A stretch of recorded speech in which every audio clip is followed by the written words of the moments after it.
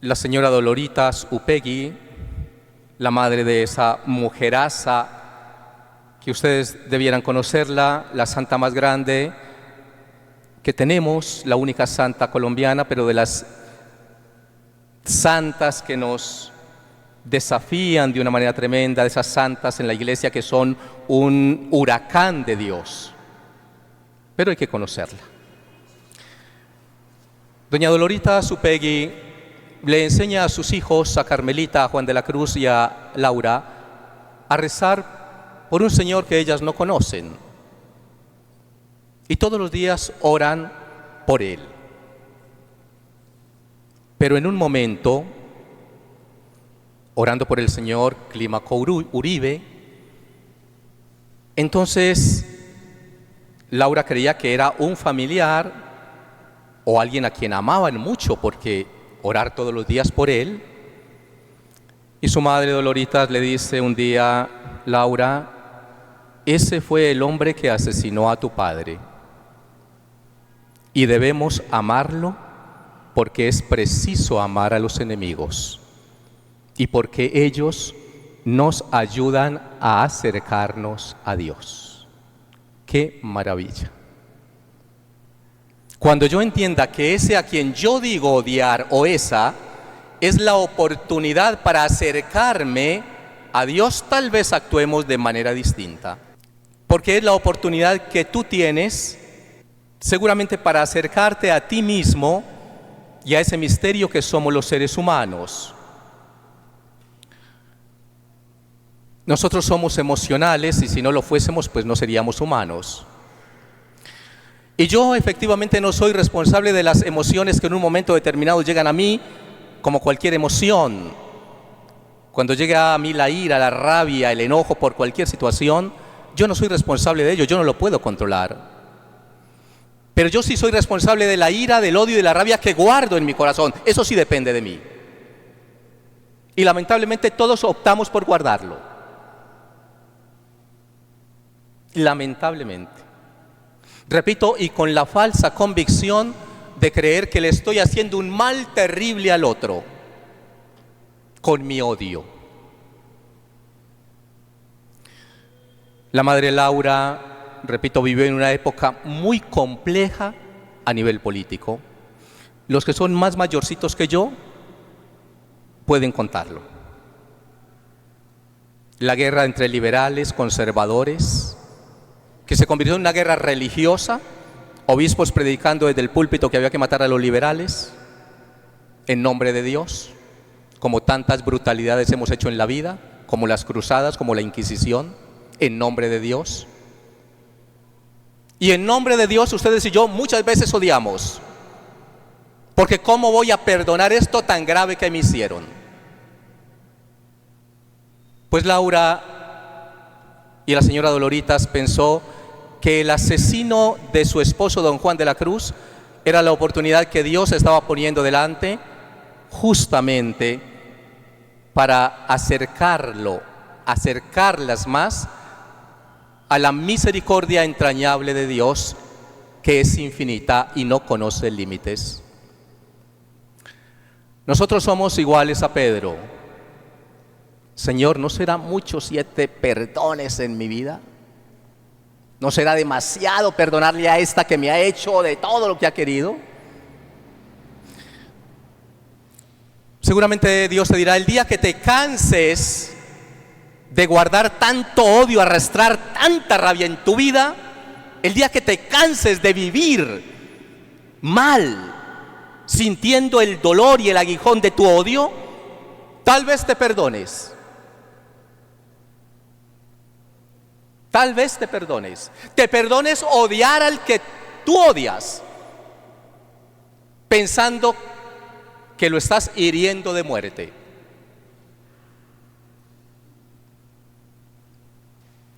Laura, ese fue el que asesinó a tu padre y tenemos que amarlo. Madre mía, ¿qué decimos nosotros a eso? Que esa señora estaba loca y que estaba educando muy mal a sus hijas. ¿Cómo no las educaba para que odiara al que les había quitado el sustento económico, el amor de padre, de esposo, ¿cómo no lo iban a odiar?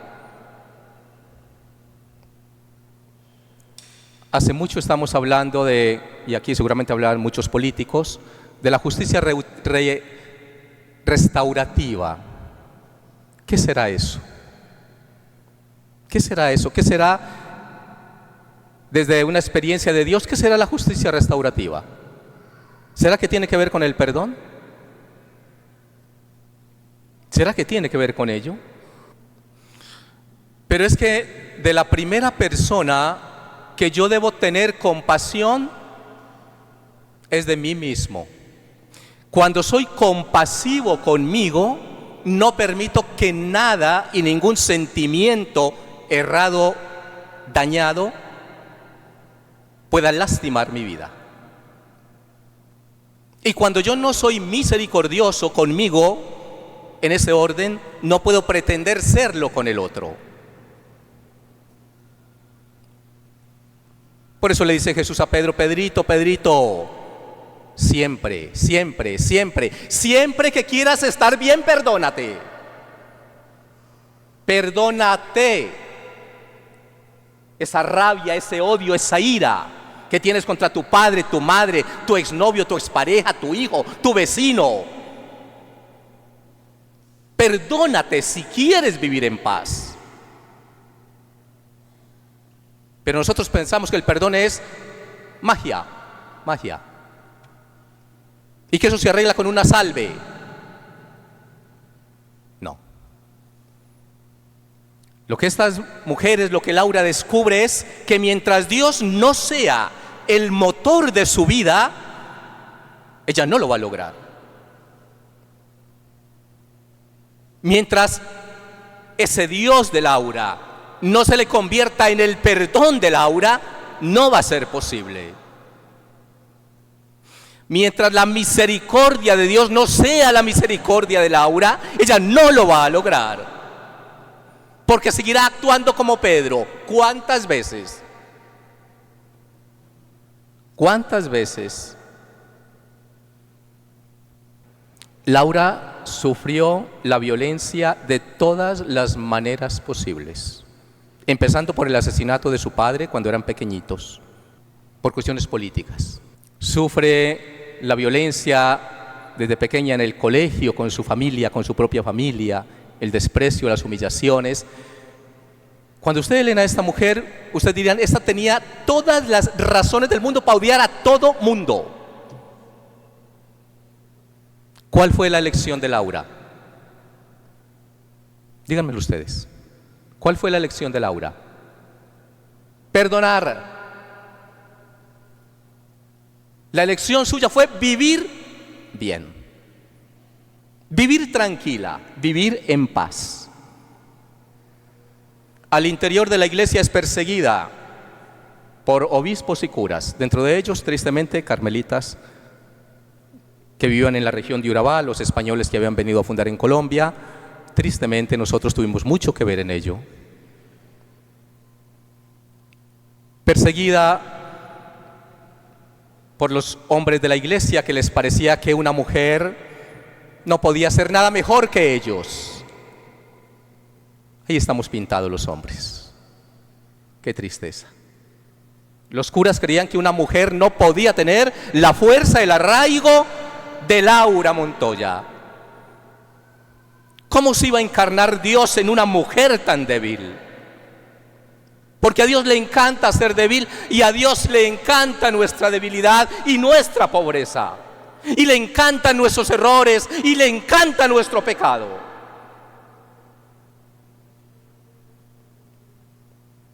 Laura, qué lindo como la bautiza el sacerdote: María Laura de Jesús. María, su nombre, y Jesús. Si el nombre dice algo sobre nosotros, habría que decir que el cura presintió que esa mujer era toda de Dios. Toda de Dios. Por eso, bellamente, cuando ella narra en su autobiografía, que es un libro, ojalá se lo lean, es una belleza, es un libro gordísimo, pero hay que leerlo. Ella es paisa, escribe con el acento paisa, el gracejo paisa, no porque seamos paisas, pero es muy graciosa. Muy lindo. Y los indios, cuando ella les enseña a hablar en su lengua, lo demás, le van a decir muy seguido, le dicen: tú, muy amiga de ese Dios. Y muy lindo le dice: como tú, muy amiga de ese Dios, pídele tal cosa para nosotros. En un caso de los santos que ella cuenta, un caso de las langostas, ¿no? Muy bello, el pueblo lleno de langostas, la Beiba, los cultivos dañados.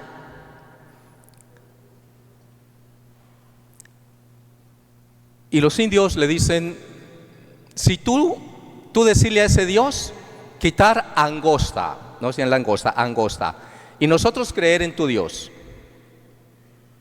Eso tiene que ver con el perdón. Porque si alguien nos ve a nosotros ejercer perdón sobre nosotros y decimos que creemos en Dios, creo que eso hace esto que Laura hace con los indios. Ella muy bella se va al templo y como es paisa y buena negociante, le dice a Dios: bueno, esto es cuestión de honor.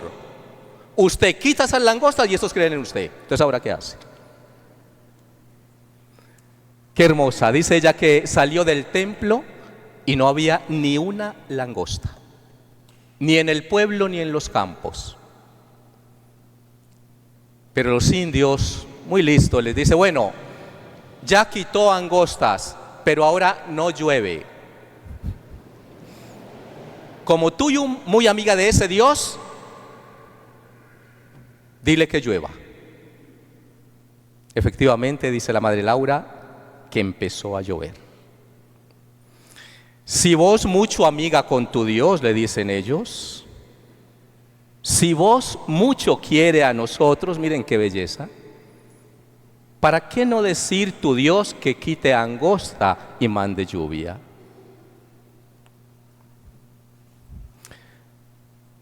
Qué lindo decirle hoy a ella: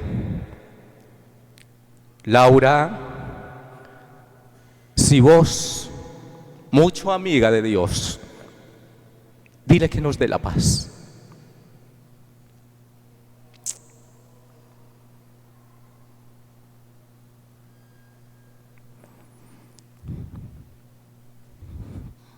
Si tú, muy querida con Dios, ¿para qué vivir en guerra? ¿Para qué vivir en guerra? Vos mucho quiere a nosotros, pídele a Dios que nos dé la paz.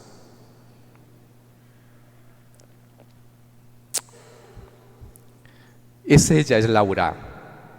Es la mujer que creyó que la misericordia, el perdón era más grande que la muerte y la sangre de su padre. Y que solo perdonándose así, no guardar sentimientos dañinos en su corazón, ella podía atraer a muchos seres humanos, a muchos indios, a creer que Dios era aquello que nosotros ignoramos de Dios.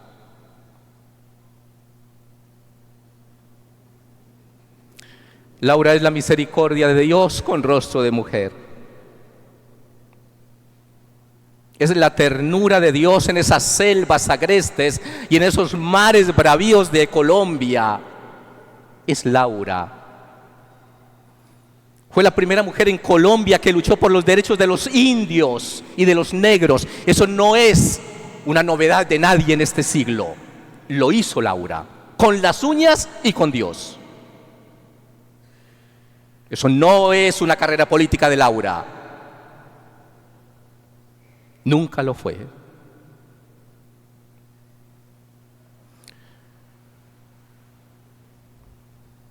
Uno de los indios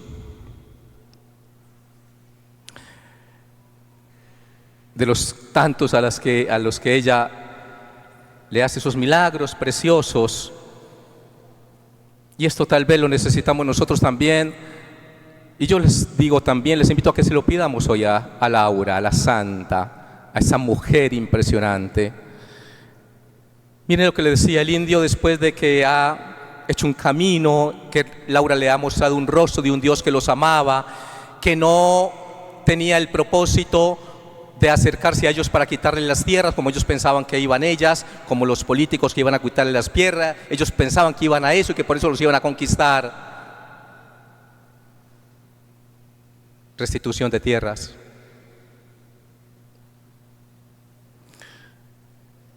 Y en un momento ese indio, no importa el nombre, le dice a la madre Laura: corazón está blandito, corazón está blandito, Dios mucho querido. Qué belleza. Corazón está blandito, Dios mucho querido, Jesucristo todo mi debe pagó. Qué hermosura. Nosotros ni se nos ocurre eso. Rezamos lo que da el tejo, pero no se nos ocurre eso. Solo necesitamos esto. Corazón está blandito, Dios mucho querido.